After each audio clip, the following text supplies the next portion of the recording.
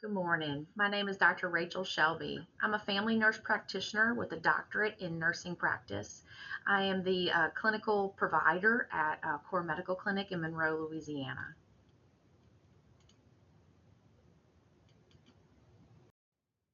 So, in honor of February's Heart Month, we're doing a little series on hypertension, which is high blood pressure. And we wanted to give you some information to help you monitor your blood pressure, know the signs and symptoms of high blood pressure, and also to help treat it. So as you can see by this slide, here are some numbers that are guidelines by the American Heart Association and the American College of Cardiology that kind of tell us or indicate to us what is a high blood pressure, what is borderline high, and what is normal. So just a little breakdown about blood pressure. There are two components. The first component is systole or systolic. That is your top number of your blood pressure. That top number is measuring the pressure on the arteries during the heartbeat or when the heart is squeezing. So that is like the maximum pressure that is felt on the arteries. The second component is diastole or diastolic blood pressure. That is the bottom blood pressure. So this is the measurement of the pressure in the arteries when the heart is at rest or when it is not squeezing.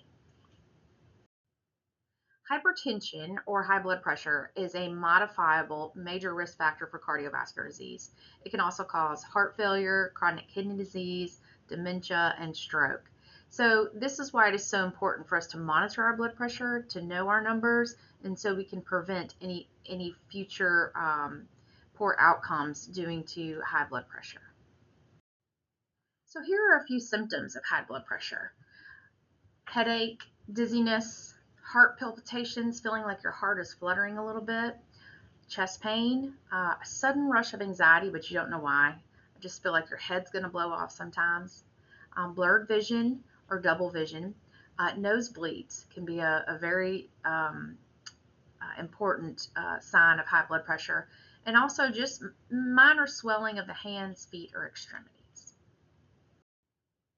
And as I mentioned before, hypertension or high blood pressure is a modifiable risk factor. That means we can do something about it. So, what do we do about it? So, we really reduce our salt consumption, watching the amount of sodium that we intake in a day. We limit our alcohol. We try to get good exercise, maintain a healthy weight. Don't smoke or quit smoking if you are a smoker, and really choose a healthy diet that's rich in fruits and vegetables and lean meats. So one of the lifestyle modifications that we can make is adding exercise to our regimen. And we don't expect you to go out and run a marathon or do any heavy weight training, but just instituting a simple walking exercise or activity to your regular routine can help you. The American College of Cardiology recommends that you get at least 45 minutes, at least 4 days, 4 to 5 days a week. We also know that stress can impact your blood pressure numbers and causing an elevation in blood pressure. So we do want to tell you just to make sure that your mental health is in good check, prioritize self-care, do some relaxation breathing, yoga, meditation, and even exercise does help to lower those endorphins that do cause stress. And then we also do have available a mental health therapist. We do recommend that counseling.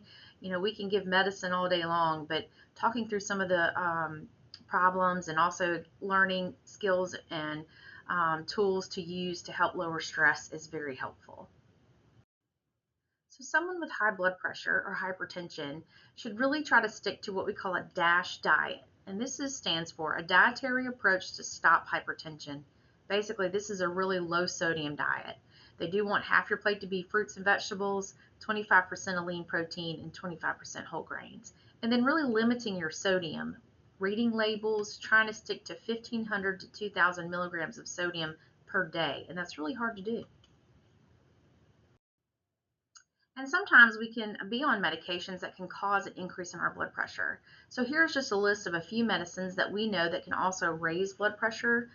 NSAIDs, which are like ibuprofen, Aleve, naproxen, those kind of things. Oral contraception, like birth control pills, can sometimes cause an increase in blood pressure. Hormone replacement therapy. This would be like testosterone injections or possibly estrogen pellets, those things that are real popular right now. Amphetamines, which is like ADD or ADHD medications, and also antidepressants. There are some out there that can raise your blood pressure. So we want to make sure that we get a good baseline established for you. So if you suspect that you have high blood pressure or you have any of the symptoms of high blood pressure, it's a good idea just to achieve an accurate measurement. I would suggest that you follow up with your primary care provider and let them measure your blood pressure with a manual cuff. There are different ways to measure your blood pressure. There's the wrist monitors, which I feel like are sometimes read elevated. There's the arm monitors, and there's a manual, which we actually listen to your heartbeat while we deflating the cuff, and that is the most accurate. Your primary care physician can also order blood work and labs to check your kidney function, thyroid issues, make sure there's nothing else going on that's causing your high blood pressure. Also, if you feel like you have high blood pressure or your numbers have been reading high, we would like to do an EKG just to check on the status of your heart. And then also for high blood pressure, a primary care provider would obviously prescribe medications if needed. So lastly, this slide is just a little reminder of what we have available at Core Medical and how we can help you with your blood pressure. So I am the medical provider here, Rachel Shelby. I'm a family nurse practitioner.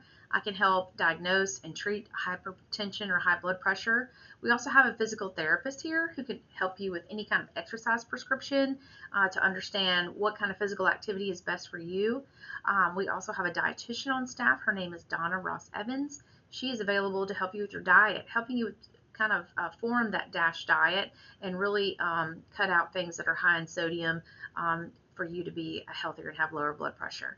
And lastly, we also have a mental health counselor, Katie Lee, and also Ashley Chandler, who is available in Louisiana. And Katie Lee has several states that she's available in as well.